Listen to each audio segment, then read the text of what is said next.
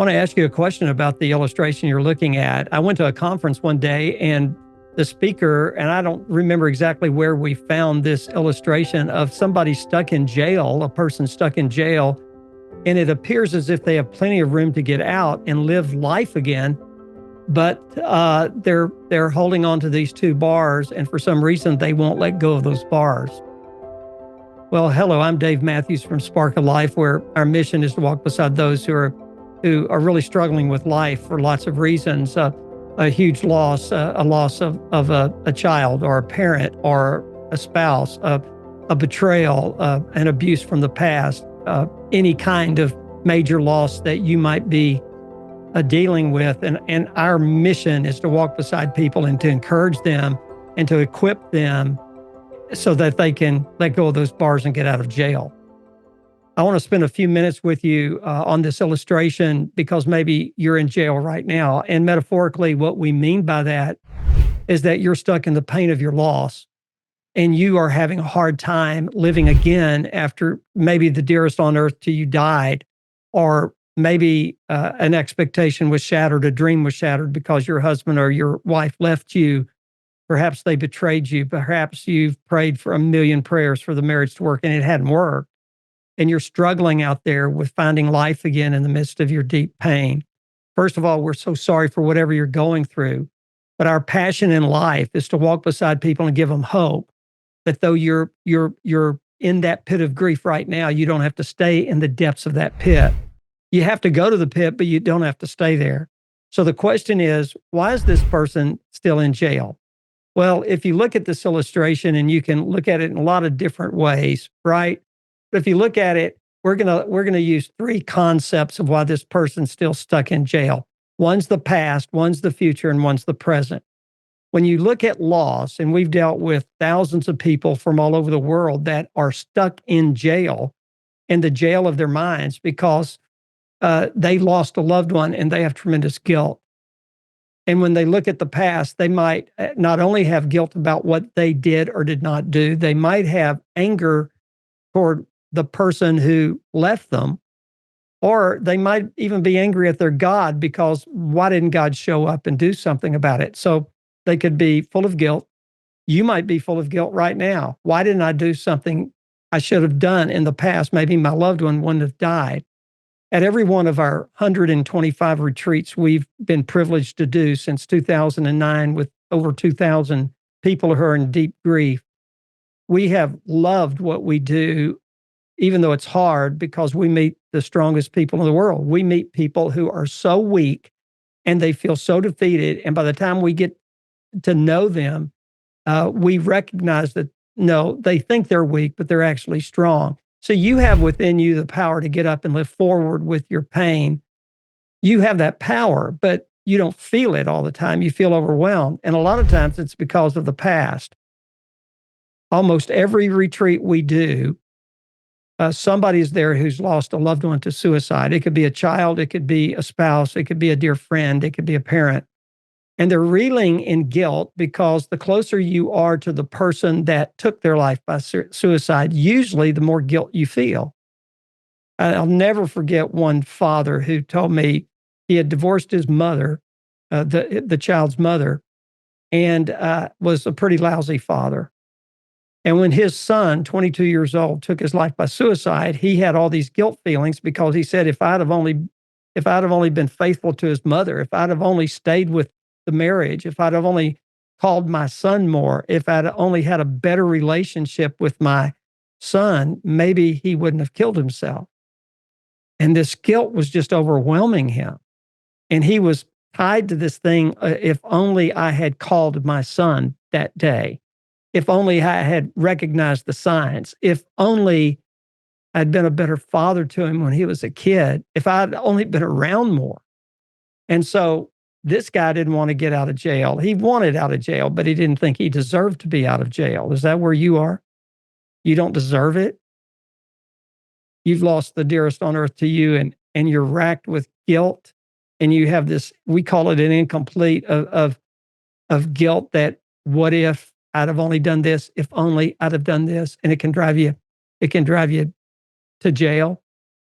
And you don't deserve to get out of jail. I could tell you stories all day long about that.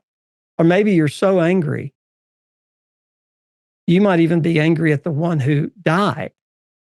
Maybe it was their fault that they died. Maybe they didn't put on their seatbelt when they drove the car. Maybe they had too much to drink and they got in an accident or whatever it is. And you're angry at them, but you don't think you can express that anger because, well, they died. And you're so angry, you don't even know why you're angry and you don't know how to get rid of that anger. Maybe you're angry at God. Why didn't God show up and protect your child from that accident? Why didn't God save your marriage? Why didn't your God intervene and heal that person of cancer? And maybe you're so bitter at God that you don't want to get out and live life again. And you've kind of given up. Well, today we want to help you to know that there's help out there to help you get out of that guilt feeling of the past. So the past might haunt you is why this person's still in jail. And what about the future? Well, the future might petrify you. You might be full of fear to live life without that loved one who has died. Or maybe somebody betrayed you and you're afraid to even love again because you've been hurt so badly. Maybe it was a mother and dad or dad that betrayed you. Maybe a relative abused you 30 years ago. And you've been living in the prison of that for all your life. And we want to walk beside you to help you to realize that the future does not have to petrify you and immobilize you. We had a lady who had been married over 50 years to her husband. She told us when she came to the retreat, she had given up on life. She was in the prison of her own jail because thinking of life without her husband, it just didn't make sense to her how she could do it. So the fear of the future kept her in jail. And fear of the future can just petrify you and paralyze you. Maybe you're afraid of the future that you just can't live without the person you lost. Maybe that's why you're stuck in jail.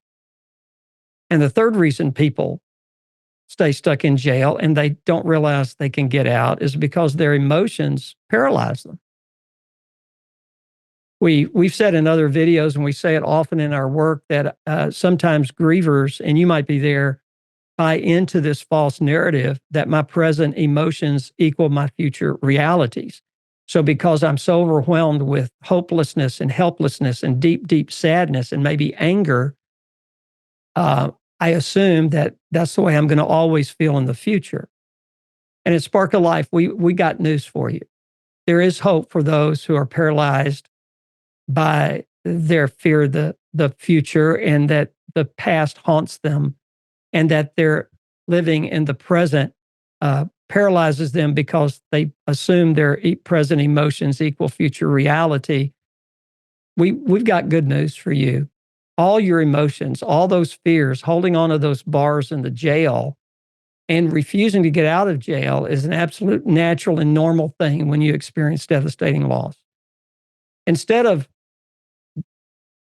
beating yourself up and staying in jail because you cannot imagine living outside that jail, the jail of your mind, we want to challenge you today. We want to challenge you to reframe the jail. Maybe we need to go to the jail after loss because that's the nature of grief. There are some religions, Jewish religion comes to mind, that if you study Jewish history, there was a time that many Jews adopted this with grief, that for 1 year they would grieve. They would wear the black clothes. They would grieve for a year, but after a year they would decide to get up and wash their face, and then live life. Maybe we have to go to jail for a while. The what ifs of the past, the fear of the present, the future, living life without our loved ones, and that's called deep, deep grief. And we want to encourage you today that you don't have to stay in that jail. That I need to let go of the fear of the past and the regrets of the past and the resentments of the past and what people did to me and reframe the past. We talk a lot about it at Spark because at a Spark of Life retreat in our Spark of Life online course, we want to help people get out of that jail.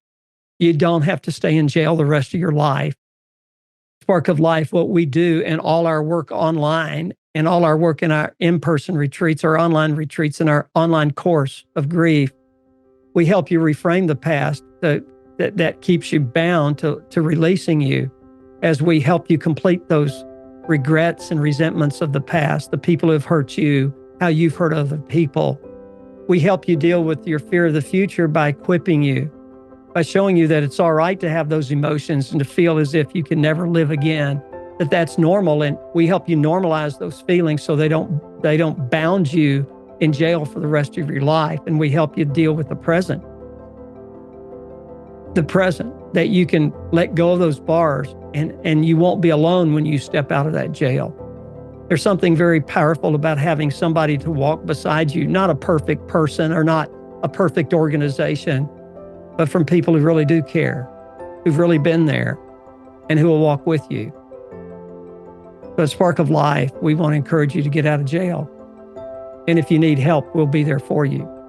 Go to sparkoflife.org and see some of the things that we might be able to do to help you in this grief journey. We've had thousands of people that have allowed us on this journey with them. At Spark of Life, we believe you can have hope, that you can let go of those bars of the past and the future and step into the present. Life has always lived better when I live it in the present. At Spark of Life, there's always hope.